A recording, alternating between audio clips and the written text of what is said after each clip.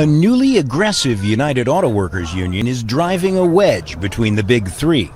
All of the parts distribution facilities at General Motors and Stellantis are being called to stand up and strike. The union announced expanded strikes against 38 GM and Stellantis auto parts centers in 20 states across the U.S., adding 5,600 striking workers to the 13,000 already on strike. But in the latest wave, Ford was spared, with the union citing progress with the oldest automaker. It's kind of like a slap in the face. General Motors has always been a powerhouse in the automotive industry, so if you think if Ford can do it, I would think they can follow suit also. For the first time after making major concessions in the 2007-8 financial crisis, the union is making big demands, starting with a 40% pay increase over 4 years to match recent CEO salary hikes. I am currently earning less money per hour than I was 23 years ago. And you would like to get that back? Absolutely. GM President Mark Roos is firing back, calling the UAW's demands untenable after automakers offered a 20% wage hike. Those honks of approval match polls that show the American public is largely behind the union.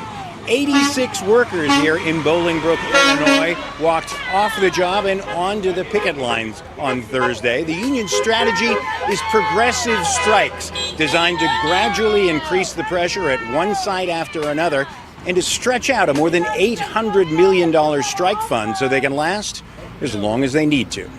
The first picketers of the second wave of strikers seem ready to sacrifice. Right now, we're scraping to get by, and we're fighting corporate greed. They want to keep all the money at the top and let nothing trickle down to the workers. Whether GM and Stellantis can match Ford's latest offer could well determine whether the UAW accelerates the strike or hits the brakes. Start off your week. President Joe Biden is set to join striking auto workers a little bit later on this week. The president now says that he plans to visit the picket lines packed with United Auto Workers in Michigan tomorrow.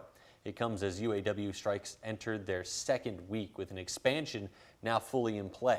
Friday, UAW President Shawn Fain announced the strike would expand to more than 36 additional locations across the country.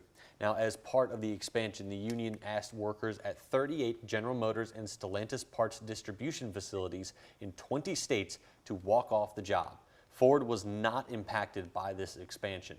Among the union's asks are a 36% raise and a 32-hour work week with 40 hours of pay.